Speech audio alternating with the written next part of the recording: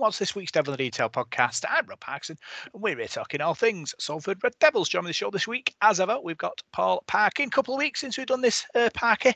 How have you been? Yeah, hi mate. Yeah, it feels like a lot longer. I'll be honest. I don't know why. It feels like it's been months. Yeah, not too bad. You know, a few little things trying to trip me up in life, like they do. The world seems to be falling apart around us. But other than that, yeah, everything's good. Loving the World Cup, all the rugby day to day, from the wheelchairs right the way through the ladies and the men's stuff. Kept me well entertained. So yeah, no, absolutely, it's like heaven, isn't it? Rugby league nearly every day, so it should be. Rugby league every day, World Cup, everyone's getting involved, getting media attention as well on all these record viewing figures on BBC and that, and it's great. Obviously we need this, don't we, to promote the sport and to make it grow. Yeah, definitely. I think it's been, other than possibly the attendances, which there are many reasons for why it's been like that. Other than that, the products on the pitch has been really good. The promotion from the BBC, can't really complain, can we? They've done us okay. Even the online stuff, they've not sort of, try to skip over anything. It's been really good coverage, and it's got me totally into wheelchair rugby. What? It's mad, isn't it? Unbelievable! Yeah, it's just crazy. It's possibly the best version of rugby league there is, oddly enough.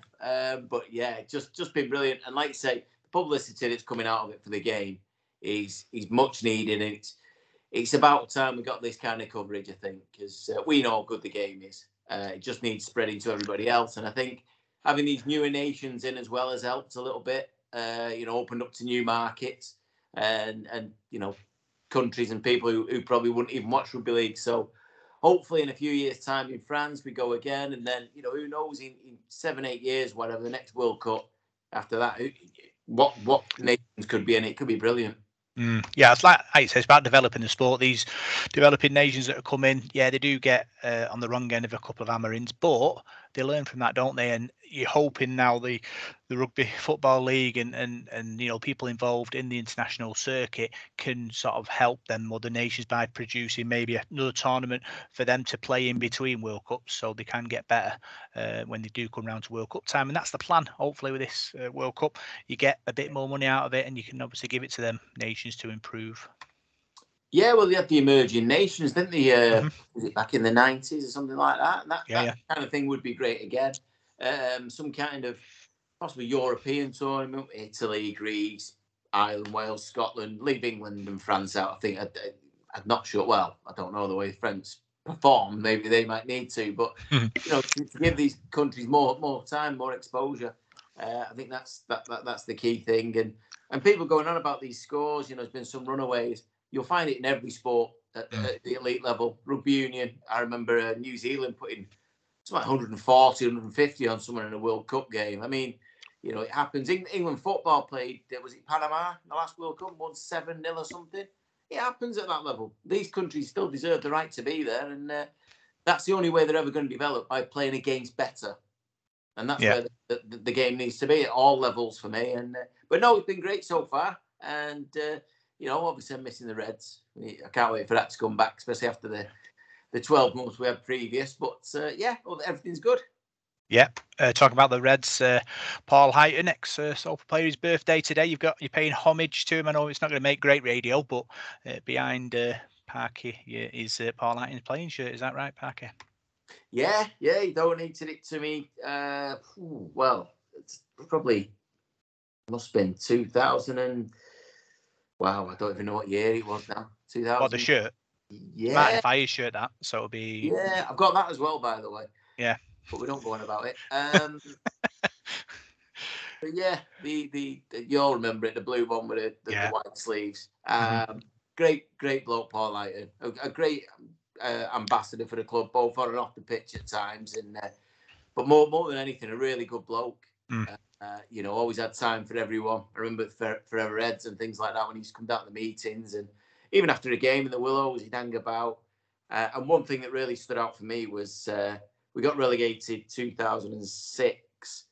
We were in the Willows after the game, and Paul was holding his son, who he called Harrison. I think it had something to do with Carl at the time. And he was in tears. he was in floods because we got relegated. Some of the players clearly weren't that affected, but he was, and it's things like that where you know what it means to people. And so big happy birthday. It's also Kevin McGuinness's birthday today. Is it? Yeah. We don't see much of him anymore, but yeah, another great player.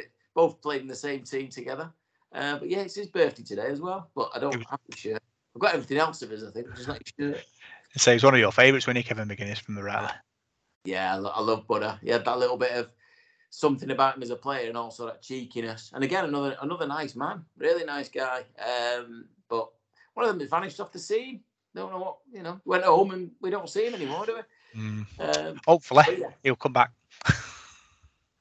Yeah, well, who knows? Who knows who might show up in the next 12 months? You just never know, do you? No. So obviously, we've got a lot to get through because we haven't been in on the podcast for a couple of weeks. So we've got a lot of news to go through. But before we do news, the last podcast, me and Paul played a couple of games, Parky. And this week, it's your turn. So I've got 2 games to pick from. We've got Name Your Squad, right? And Name That Bench. So which game would you like to play at the beginning of the show, and which game would you like to play at the end of the show? Let's go. I don't know what this entails, so it's kind of a little bit tricky. I'll go with the squad while my mind's fresh.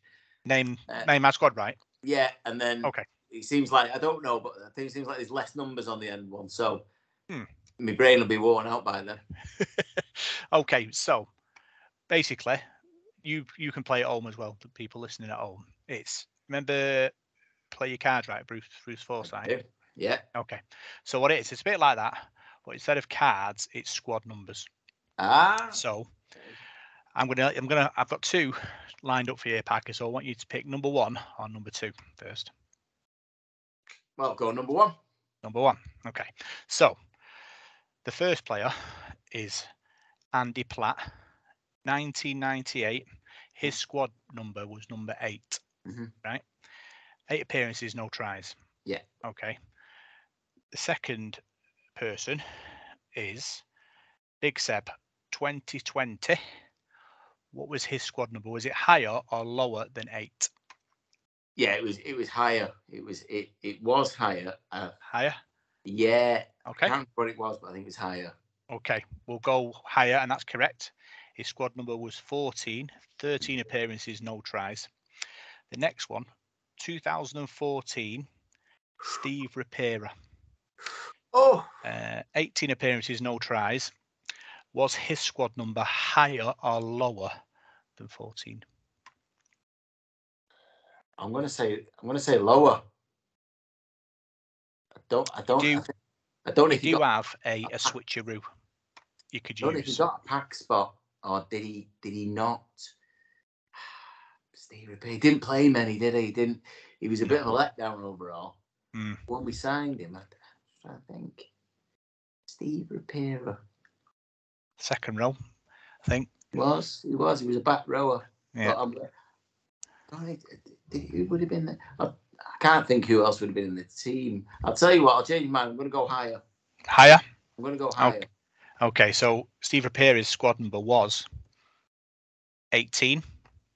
So you're right to change your mind. Okay, next one was 2017 Lamataze. 22 appearances, 2 tries. Was his squad number higher or lower than 18? You've got a switcheroo, don't forget. Now, is this his first spell or his second spell? That's the question. 17 might be his first. Didn't think of that. Lamataze. So higher or lower than 18? I'm going to switch that, Rob, because I don't know. I don't know which one. Okay. So we switcheroo on Lamataze. So you're going to switch it to Vic Monroe, 2013. 8 appearances, 1 try. Was his squad number higher or lower than 18? Well, he's very lucky to have a squad number. What I remember of it. I'm good. Foran was with him, and Foran had quite a high number. I'm going to say higher. Higher than 18? Yeah, I don't know why. Because we signed him late. I think it was a panic buy when we got a bit of money off Kukash. I think we brought him in at the end, so we may have already had squad numbers sorted by then. Is that your final answer? Yeah.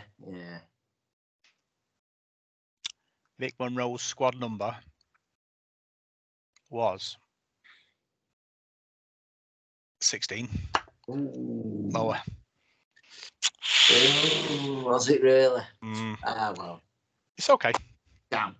So just for fun, for the rest of them, Lamataze was 14.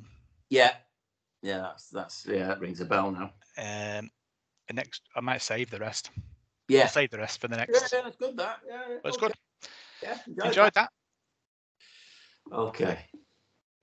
Get prepared for next time. Yeah. Start reading up now. My squad numbers. Yeah. So now we'll see what's happening in the world of Salford Red Devils.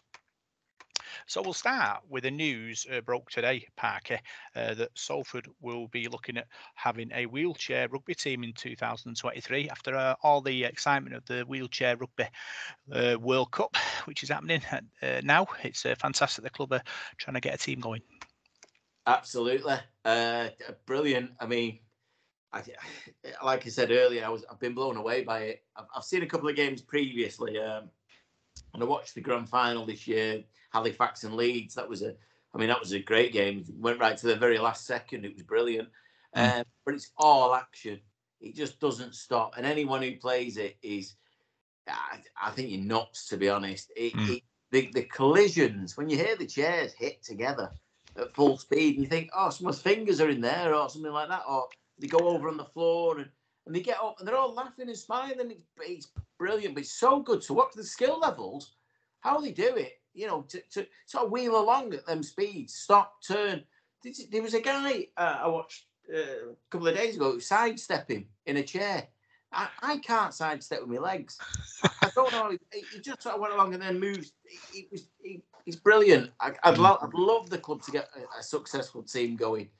I mean, it's fantastic. I know that you can be able-bodied, can't you? You don't have to be sort of confined to a chair or anything like that. It's open for everybody, and I'm sure there'll be people out there who'd be like really killing to have a go at this. But it is good. So yeah, I'd certainly be going and watching it. I think it'd be fantastic. It's a great idea, and again, expanding this the family we've got already of teams. It's the next logical step, really. Yeah, I think we should go down and have a go when we've got a team going, just to see if we can mix it, maybe. Yeah, rain check on that. Rain check. No, it does look like fun. Just worried about losing, fingers or something like that. But yeah, I think I've got enough going on at the moment without that. But no, it's really, really good, and I'm glad the club are looking at it. They said they're going to go in every direction. It's open to everybody, and that's what's been coming across in the World Cup, isn't it? That the rugby league is open to everybody. It doesn't matter your shape, size, condition, whoever you are, you can play rugby league. It's a game for everyone. Like certain things in football, you just certain people won't be able to do. Say many other sports. Rugby league, it's so open. It's coming across that way, and I hope people take them up on it, and we get a good team going. Yeah. I spoke to Craig Fisher in a pop-up podcast, and he is the head coach of Wales PDRL, who finished third in the PDRL World Cup. So he told us about his journey in the World Cup and coaching Wales and how much fun it was, and beating Australia, beating New Zealand, getting beat by England, and all the controversy around finishing third. And then he also told us about the engagement report from the foundation and the opportunity that the wheelchair may be coming to Salford in 2023. So it's well worth a listen. Big thanks to everyone who's listened today or so far. Massive amount of people that blew my mind, really, because we hadn't done a podcast for like 2 weeks. I thought it'd be a slow burner, but it just took off today. So big thanks for everybody who's tuned in, listened to that. And if you haven't, then you better do it, because a lot of people have. We're not going to talk about England because we're recording this before England's played, and I'm going to put it out after England's played, so we're not going to talk about that. We'll have to wait for the next podcast. So let's move on to new training gear, Parky. On Twitter, lads are back in pre-season, all wearing the new gear. All looks very impressive from VX3. Yeah, and again, it was brilliant stuff they've produced so far for us since they've taken over from Kappa last year. It's been all the stuff that's come out has been brilliant, and now this new stuff. Straight away, I was getting messages off lads, basically just saying, "Take me money, whatever you want. I'm having this." Yeah, nice tint of gold to obviously to go along with the 150th celebrations this year. The new badge looks really good with the the sort of strap line around it and everything. That looks excellent. So yeah, the gear again, they're going to empty people's pockets. He's irresponsible in this day and age with what's going on. But no, brilliant. And the more stuff and the better the stuff is, the more money goes into the club. Because people want to get their hands on it. But yeah, looks really, really good. I can't wait to see some more of it. And then obviously, the replica shirts and everything else. Yeah, don't forget, like Christmas is coming, important time for the club. Obviously, we'll all go rush out and buy the merch because it's good stuff, isn't it? If it's not good stuff, we don't buy it. We've got a history of that, but we do have at the moment, we're producing some good stuff. Talking about good stuff, Parky, the Red Star Belgrade partnership shirts are out as well. 2 amazing shirts as well. Well worth purchasing them. Yeah, they are brilliant. Really, really smart. When they first sort of came out, I thought, is that our shirt for next year? Actually quite nice. And then obviously looked at it. Another good link up. Again, the club getting the name out there. First dibs in countries that people aren't. They have got a strong game over there. They're actually developing really well. If you look at the world rankings and where Serbia are, and it's actually really coming on. And we're in there now, like we are. We team in America. We've got a team in Australia. We're obviously Ghana. What we're doing in Wales. Another great link up. But them shirts, they're smart. And like you say about the gear, and it is coming up to Christmas. The club, really need it this time of the year. Really need them. I know we all do. I know times are tough, but it's tough for the club. They've got no revenue coming in. They don't get anything, but they still got to pay everybody's wages every week. Players are under contract. Somebody's got to, stump up. So, we can get out there, obviously, season tickets and everything else, 150 club and whatever else. If you can, do. Yeah. Also, there's a Club 13 Business Network event on the 24th of November at the AJ Bell Park. Another opportunity if you're a business owner to go down and network, because that's the important thing. That's what this rugby club needs to be. It needs to be the centre of the community, both for the people and for business. And it's doing really great. I know Joanne Hawkins takes pictures of the event as it goes, which is great. Obviously, if you're not able to get down there. So yeah, if you do own a business, go and engage, maybe drum up some business for yourself too. Yeah, and apparently really well run, really well attended as well. What I've heard, a lot of people are really impressed with what they see when they get there. And obviously, it's good that sport and business mix, not just financially, but the sharing of ideas. Between the two, they're businesses at the end of the day, but they have to run differently and they have different methods. But what you could easily pick something up just in random conversation with somebody who's successful in their own field. So yeah, it's a great thing to have, and it's something else the club have obviously got and are looking to develop further. Yeah. And also the club were at Salford University yesterday, enterprise event, trying to get sort of the students involved in the club. I think it's a media and communication side of the club, and we've got a vast amount of talent that we've managed to get from Salford University. So it's a good supply of talent into our club. Yeah, again, it's one of the things that works both ways. I know the guys at the club work really, really tirelessly, and they're good at what they do. But they at times they'll need more bodies, especially when the season kicks off and things are going. They can't be everywhere. It's such a small sort of skeleton staff, if you like.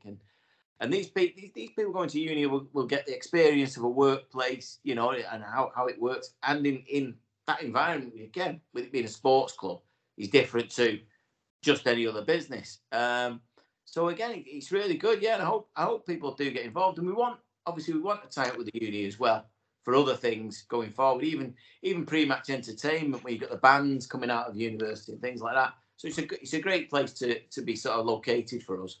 Yeah, opportunity club gives opportunity, and that's what it is. Whether you're a business or whether you're in the community or whether you're a student, this is what this club is. It's a stepping stone to being a Premier Rugby club in a Premier sport, and that's the important thing for me.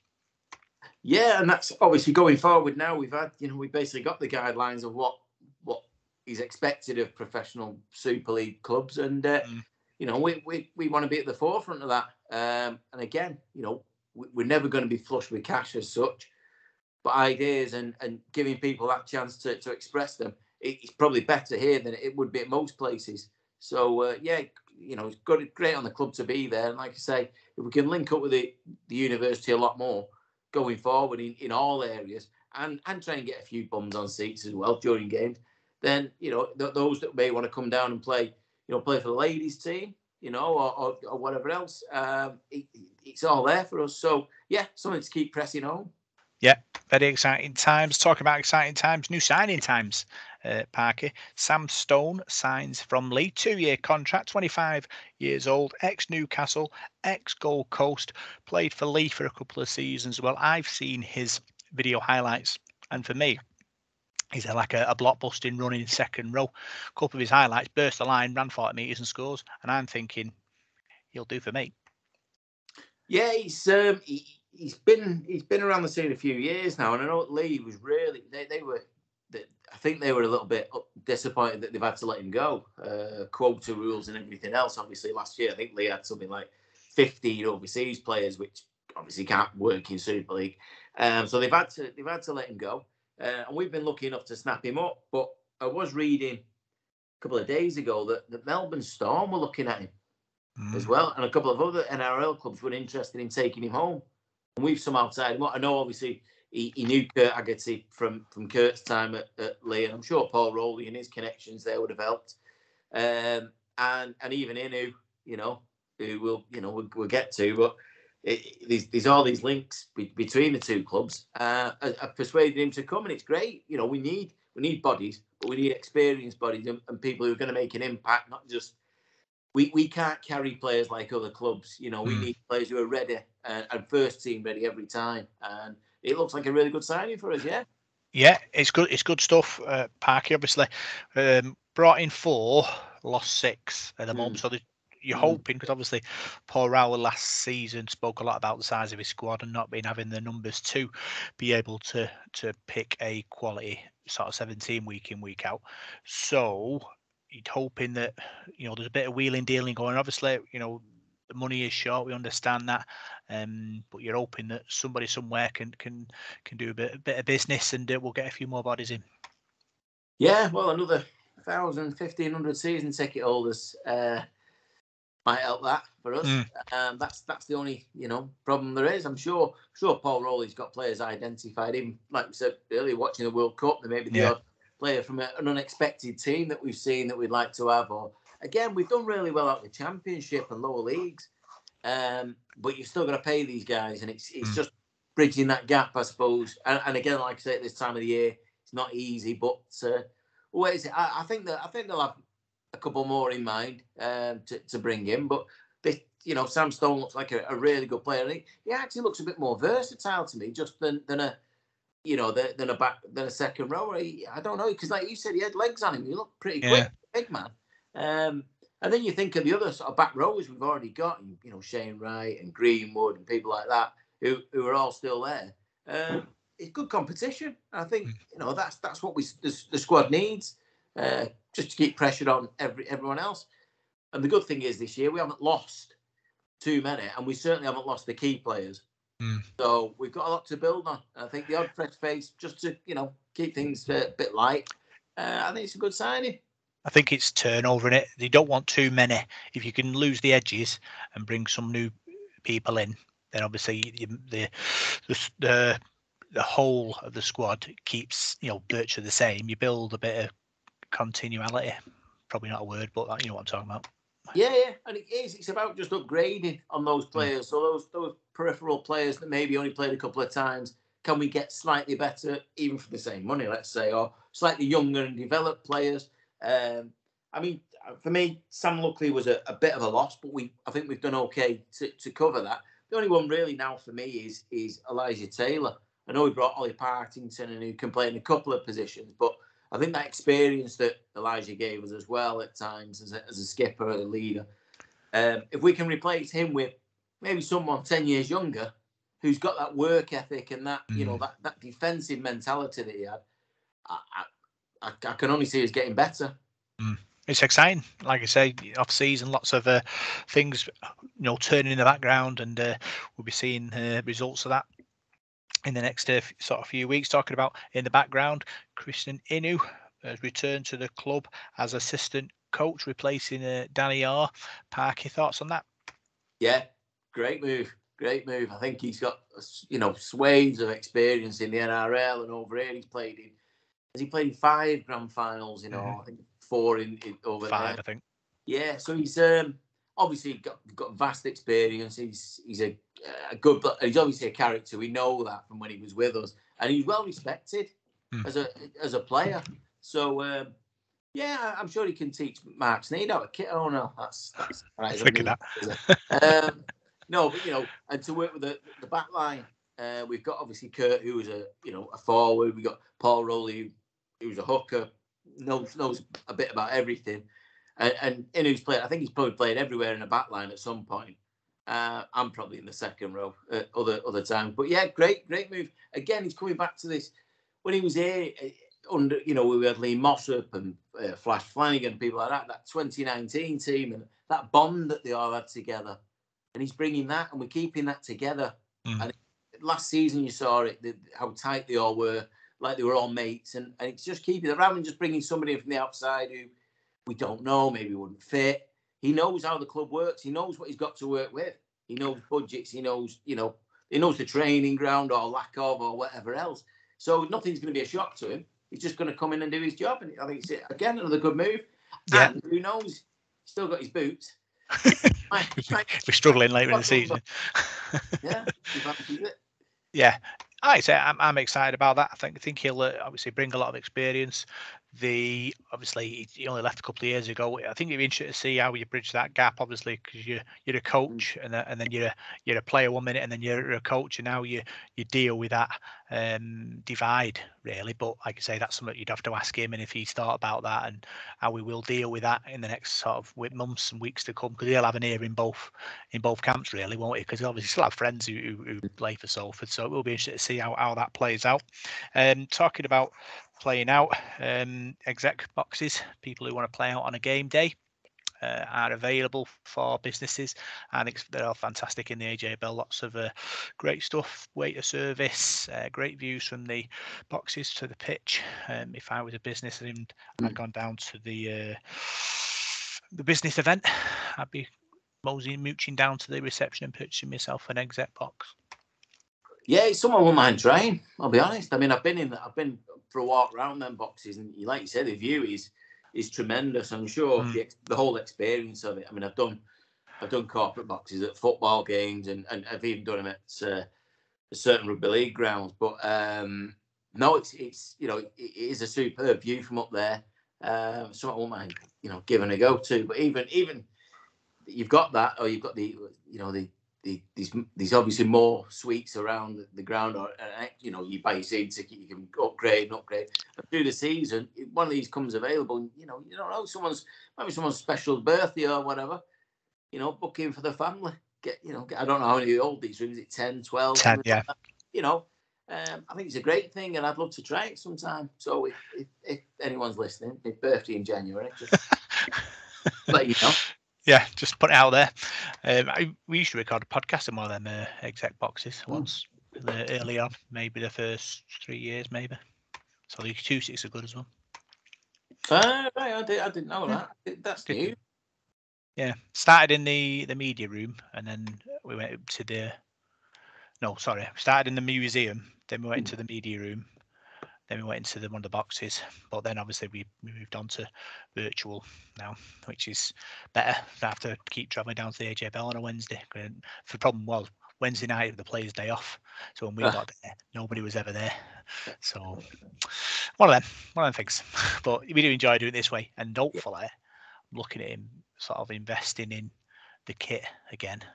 So we'd be able to put jingles in and interviews in straight away, which will be great. Something to think about. Got a program, got my eye on. Still need to do a bit of research on it because we've come so far with this. I want it to be an improvement rather than a step back. So something to look at. Hopefully, like you say, with the Kofi, all our listeners, supporting us with that, gives us the opportunity to possibly get this program. So hopefully, it may improve your podcast experience going forward. Yeah, can it make me look any better? It does actually. All right. I can. There's lots of different things we can do with it, which I can't do with this thing. I can do like moving graphics and stuff like that, and when we talk about players, pop them up on the screen and things like that. So it's things that might give us that extra bit, a little bit of the class, really. Because I've joined a sort of a podcast group that I talk to all the podcasters on once. I think it's once Wednesday month, and they tell me about their podcasts and the equipment they use. And I thought, that's what you go for. You're investing out, you're investing in your podcast and getting some good info out of it, and hopefully it'll make our podcast better. Yeah, well, as long as you don't ask me, I can't use the toaster, so never mind any other technology. But yeah, it sounds good. Sounds good to me. It's exciting. Hopefully, cross your fingers. We'll do it. Done the exec boxes. Next one, fixtures out 2023. Exciting times. Obviously, first time it comes out, you all scramble for the phone, don't you, to see certain games you look out for. What games you look out for, Parky, when the fixtures are released? The first one, really, just to see where we're kicking off. I see we're away again. First game. It's about 4 or 5 years on the bounce now. I don't think we ever get a home game to start with. It'd be nice to have Lee at home. A nice bumper crowd to start the season. Again, more money in the coffers. But no, it's a good challenge, isn't it? It's a great way to kick the season off. That'll be some atmosphere, I think. I think the East Lancs that day will be a bit busy. Yeah. Travelling down there. It's not as bad as having to go to Castleford last year, so at least we'll have a roof over our head.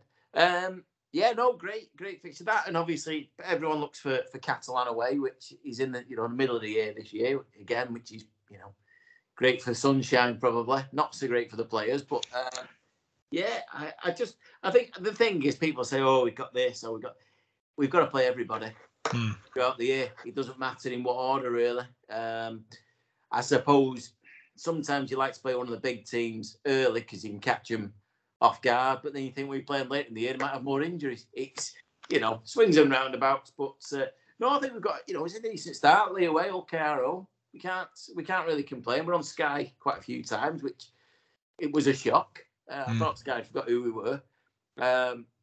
So yeah, no, it's a decent start to the year, and we'll just plod along after that.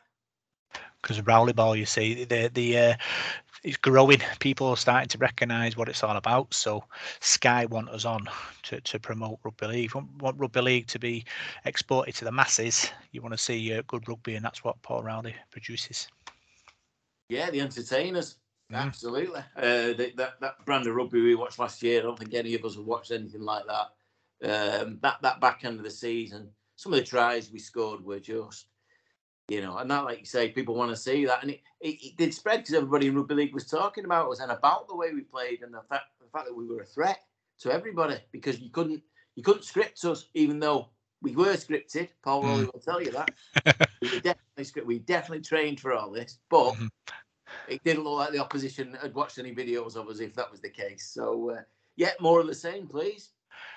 Have you done your points tally for the season? Because when I get my fixture list, I always go win, lose, win, lose, win, lose. Have you done that yet? And if you have, what points total did you get? No. I used to do that years ago. Now I know now, because I used to put W at the side of everything. It works out that way. Does it? We won the Challenge Cup every year for 20 years, I think. No. It's a case of take it as it is. I think last year I was a lot more worried at the start of the season. I know we're not at the start of the season yet, but about our position in the league. than I will be this year. I feel a lot more confident anyway, so I'm not worried about anybody. I'm really not. I think on our day we proved last year we'll beat anyone. You know, when we tore Saints apart last season, we could have played an RL team that day, I think, and probably won. The Huddersfield away game in the playoffs, performances like that scare teams, and it's given me such a confidence in Paul Rowley and the team that. And there's not that much turnaround, as we mentioned before. I don't worry about any team. Obviously, you don't want to be travelling away to Saints and Wigan and Leeds because they're going to be tough games, but that's what you're going to get. But we'll go there with a renewed optimism, I think, of who we are. I think he's given us that, and the team themselves have given us this, I don't know, this feeling that we can do something. We are a good team. Last season, I said to you at the start of the year, and Paul on here, that if we didn't finish in the bottom three, we've done well. Well, there you go. We did okay, I think. And everybody else would have tipped us for the same. And already this year, before the season starts, certain bookies have got us down as being in the bottom 3 and 4 and things like that. I don't see it. I honestly don't see it. I think if we can stay fit and well and play the type of rugby we have been playing, we'll be a real threat again for them playoffs. Talking about two things. One thing, conspiracy theory. You know, we talk about the bookies and having Salford's odds being quite low, right? Do we think, because obviously the teams who are sort of have big followings like Wigan, Saints, Leeds, Castleford, are all kind of near the top of that. So are Betfred Super League putting out a sort of a list of sort of betting to say, look, your team is very good. Go and buy a ticket for the grand final because you might make it, rather than saying your team's, you know, very good, regardless of how many people come to watch you. Are Betfred involved in some kind of like conspiracy to say to fans who go, like these big teams with like Wigan and Saints who have loads of fans, to say like, well, go and buy a ticket? It doesn't work. No. Look at the grand final last year, nobody turned up. So, you know, two of the biggest supported teams in the league, in Leeds and Saints. So, you know, Saints fans were very poor. No, I don't think so. I think because the bookies are there to make money. You know, they keep the odds short because they know how much they want to pay out or don't want to pay out. They see the chances of us and Lee and Hull KR or wherever of winning the grand final as quite extreme, and therefore, you know, it's 40, 50 to 1. They won't do that with Saints and Wigan because they know there's probably a better chance that they will make it. So it is what it is. I think sometimes it's a bit disrespectful, but last year I had agreed with them. This year I don't. And it's up to me to put my money where my mouth is, isn't it? That's it. Second thing I want to say is I've done the count. Obviously, early days of Scarlet Turkey message board, I was the optimist. Nothing's changed. 20, 30 years on, maybe. I've gone 30 points for this season. Wow. Which puts us 4th. There's no reason why not. Absolutely not. I couldn't doubt it. You know, we might start the season terribly. You know, we might just not get off the ground running at all and lose the first 3, 4, 5 games, and then you're panicking. You know, but it's a long season. Anything can happen. I mean, last season, like I say, nobody expected Salford to be in the playoffs, let alone in the semi-final. You know, we were 80 minutes from Old Trafford again. It happened in 2019, the same thing. Nobody would have put Salford were favourite for relegation and lost to a great Saints side in the final. It can happen. And like I say, I'm more confident this year than I've been for a long time. I'm not making any bold predictions that we're going to go win the thing or, you know, we're off to Wembley or this, that and the other. But I just don't see us having a problem near the bottom of the league. And I'm certainly looking up rather than down. Parky's not making bold predictions, but I am. I'm going to win the lot, Parky. But, you know, you say could put us 4th. We could easily finish between 4th and 6th or 7th, anything like that, you know, next season. If we miss out on the playoffs but finish 7th or 8th, we've lost nothing. We still probably got the smallest budget in the league. We still probably got the smallest crowds in the league. You know, we do punch well above our weight. And if we make the playoffs again, then great. It shows progress again. It gives supporters more confidence for next year to go out and get season tickets, to think, hang on a minute, this isn't a flash in the pan. This is genuinely a good team and a good squad. And that's what we need, because we've had those 1 year extravaganzas where everything's gone brilliantly. The year after, all the wheels have fallen off. We just need a settled year, a year of progress again, good entertainment, and let's see where it takes us. We can't have a flash in the pan. It's got to be, because there's people outside our bubble looking in.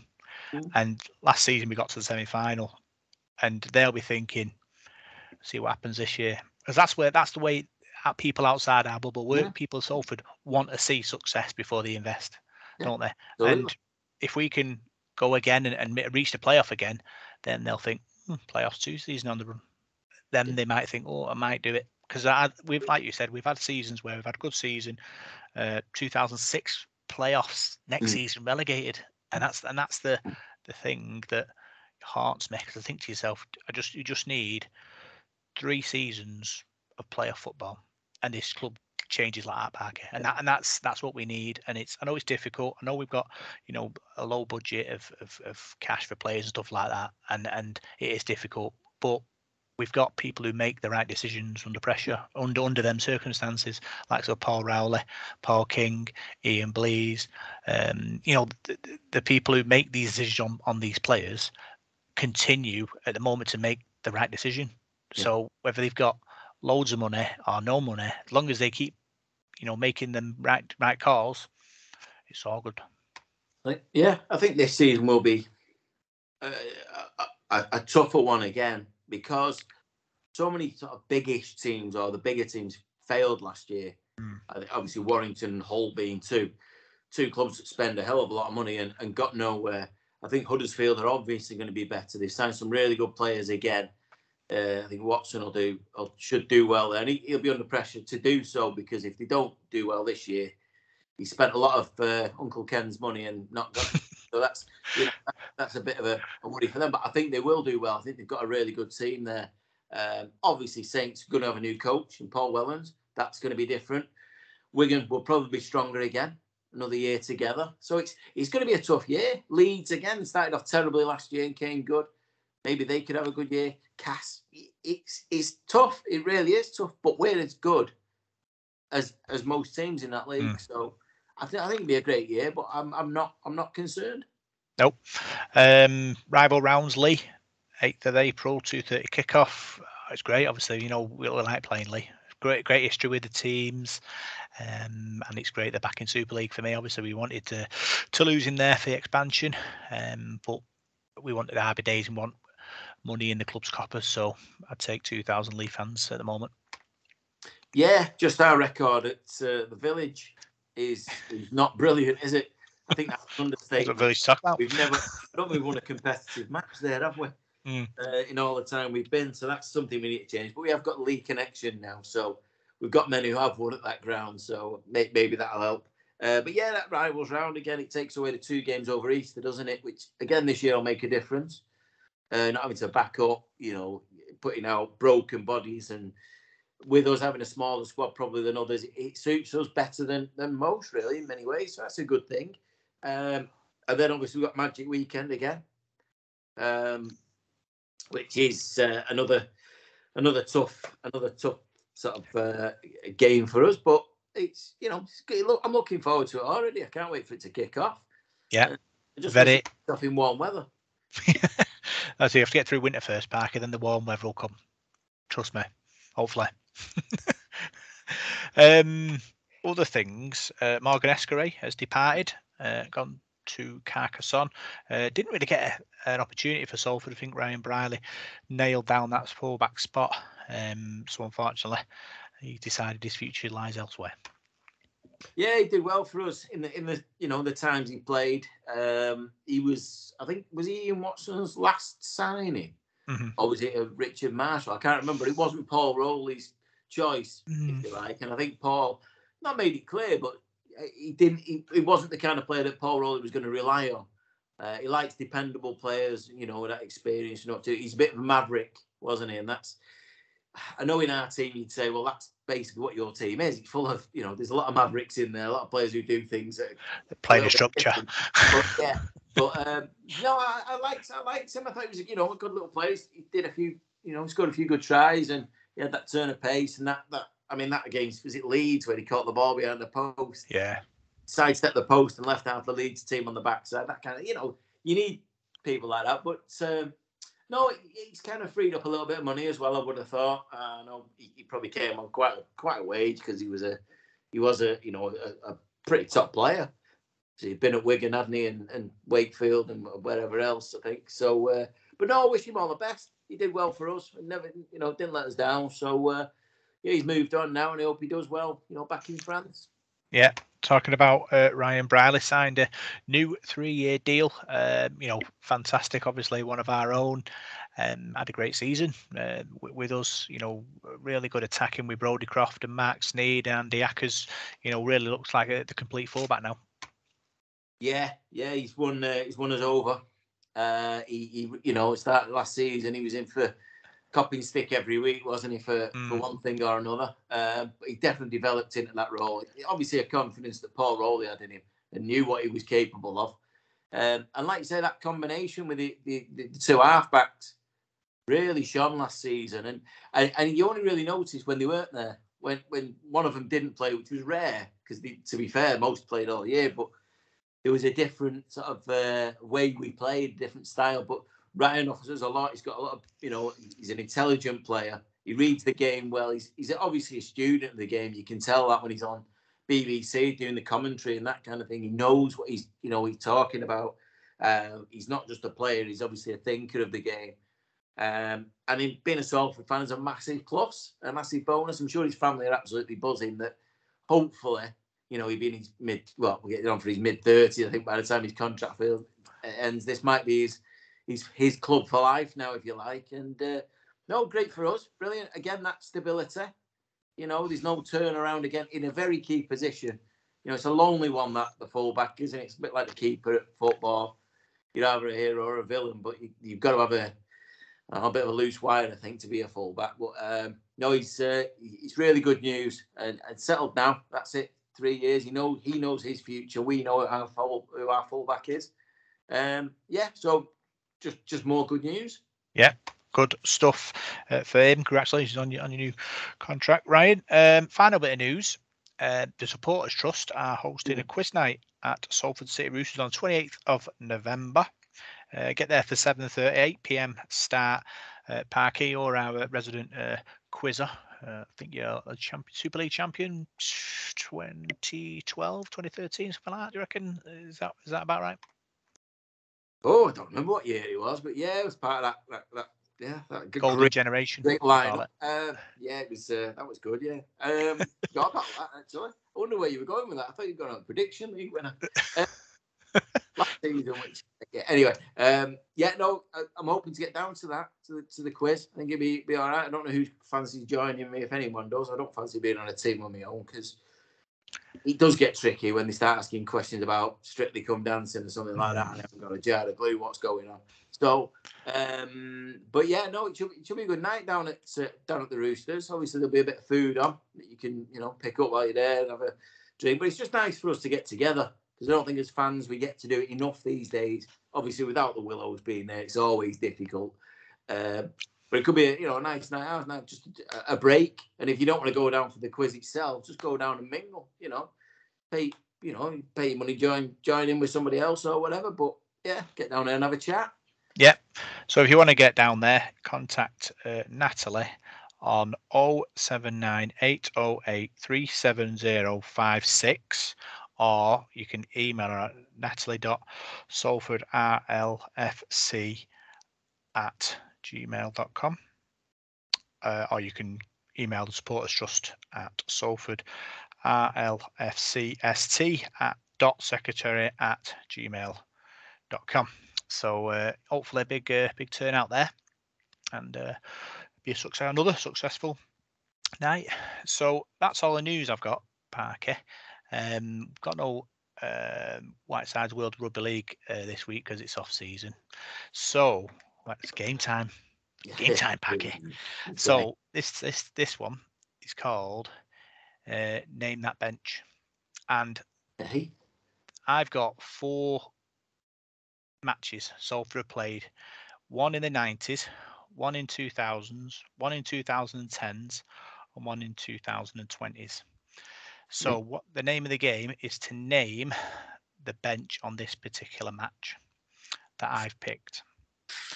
So I will let you pick. Do you want to go 90s, 2000s, 2010s, or 2020s? That's the first question. I'll have to go 90s because I've forgotten everything after that. 90s. Yeah. Right. Just give me a sec. I think it might be the last time I'd been sober, so that would have been it. Maybe. Right. So 1990s. Right. So 17th of August 1997, Salford played Wigan away from home and won 21 points to 14. Salford's team that day was Gary Broadbent at fullback, Seeney on the wing, Scott Naylor, Nathan McAvoy, Darren Rogers, Steve Blakely, Mark Lee, Paul Southern, Peter Edwards, Cliff Eccles, John Cartwright, Seeney Farmilo, and loose forward was Craig Randall. So who was on the bench that day? Right. So you've got four names. I'm going to give you 2 lives. Right. You took one of them because I thought Craig Randall might have been, but he actually played. So, okay. Well, I think I've got one because I think it might have been his debut for us that day. Oh, yeah. I think it was David Bradbury. No? That's one life you've lost. He didn't play. No. Do you want... Oh, sorry. Yeah, you're right. I'll give you that one. David Bradbury. Yeah. I think it was his debut that day. Yeah. So, okay. Who else would have been on the bench that day? 1997. So you got 3. Yeah. 3 to go. 2 lives. Scott Martin. Scott Martin. 2 out of 2. So you got 2 more. 97. Stuart Cummins was referee. It was 6,500 at Central Park that day. Oh, big crowd. Big crowd. What else would have been 97? I'm trying to think of that. Just to recap, the 2 names you've got so far are Dave Bradbury and Scott Martin. Do you want a clue? Wasn't Paul Farber, was it? Nope. Paul Farber wasn't. So you got 1 life left. So do you want a clue? Yeah, go on. So do you want a clue for number 1 or a clue for number 2? Number 2. Number 2, famous rugby league commentator has the same second name as this guy. Phil Waring? Phil Waring. That's 3. I played with Phil at Eccles many years ago, yeah. Good player, very good player, Phil. During the glorious 7 years of undefeated rugby league, was that? Yeah, kind of, yeah. Last one. I can't give you a clue on this one because you took a clue. No. It's a forward. Now you said Southey played. Go for the team again. It's Gary Broadbent at fullback, Seeney, Scott Naylor, Nathan McAvoy, Darren Rogers, Steve Blakely, Mark Lee, Paul Southern, Peter Edwards, Cliff Eccles, John Cartwright, Seeney Farmilo, and Craig Randall. And on the bench you've named Dave Bradbury, Scott Martin, Phil Waring. So you've got 1 to go. He's a forward. It's not. It can't be who I've got in mind. But talk me through your thought process, Parky. What's going through your head? Well, I'm trying to think because I remember the start of that year. Because I think we had a good cup run. We get to the semi in the cup with John Cartwright being there. I was trying to think of it. There was a player who got sin bin that day. And I think we still went on and won that quarter final. And I thought it was going to be him, but he wouldn't be on the bench because I don't think he'd be big enough to cover positions. So I think I'm looking for a prop come second row. And my only problem is my mind's going completely. Oh no! The only one I can think of, and I don't think he joined till the year after, was Joe Fimarlo. I don't think he joined till '98, so I was probably wrong there. Is that your final answer? Yes, I can't cheat. I can't just keep guessing. So the final spot on the bench when Salford beat Wigan 21-14 in 1997 was Lucky Zabilio. I thought about Lucky. I thought he might have gone by then. The only other player I was thinking of was David Hume. David Hume, yeah, he was around that time. Yeah, but he did. Him and Forbes, I think, got injured that year and didn't really play, and that's where it. But yeah, Lucky Savilio. He's a good. He was good for us. Again, because you think back to that time of '96 was obviously the Wigan, the big Wigan game, and again that team didn't change an awful lot. No. You know, we did bring in John Cartwright of that experience and a few others, but nothing overall the team at the time. That's good. That yeah. A good day. That a very good day. I remember it well. Good game. Yes, yeah. I remember that day very well. Last time I went to Central Park. Try scorers that day: Steve Blakely, Gary Broadbent, Peter Edwards. Steve Blakely kicked 4 goals and Mark Lee dropped a goal. I remember. I think didn't all our tries come at the one end? Sure, they all came at that cop end, that big end at Wigan. I don't know why I think that. I just seem to. It may have been because again, or maybe been intoxicated and just think it was that way. But I do remember the day. I remember having Tesco bags tied to me, as homage to them losing their home. Terrible man. I wish I'd have done it. But no, it's good that. Yeah, good, happy memories. Brought back some happy memories and good players there. It was a good team that. It was. Yeah, I like that. We'll do Brilliant. that again. So success, two games there. We'll continue to play them, I think, as the off season rolls on. Big thanks for tuning to this week's podcast. Been a great show, Parky. Obviously rolling back the years with these players and these games, and entertaining everyone in the off season. Yeah. Well, that's me. I'm a bit of a dinosaur when it comes to it. So I like all that kind of stuff, and I like remembering the older players and. You know, it brings back memories, to be honest, something that I've probably suppressed a little bit. But yeah, no, really good. I enjoyed that. I enjoyed the show. It was good to chat and, get back to rugby league.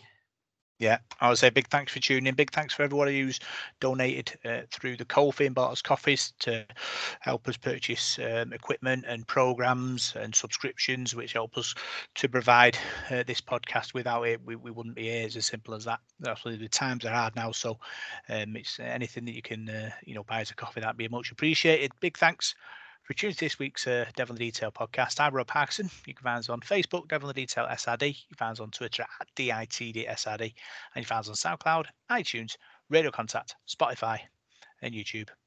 See you soon.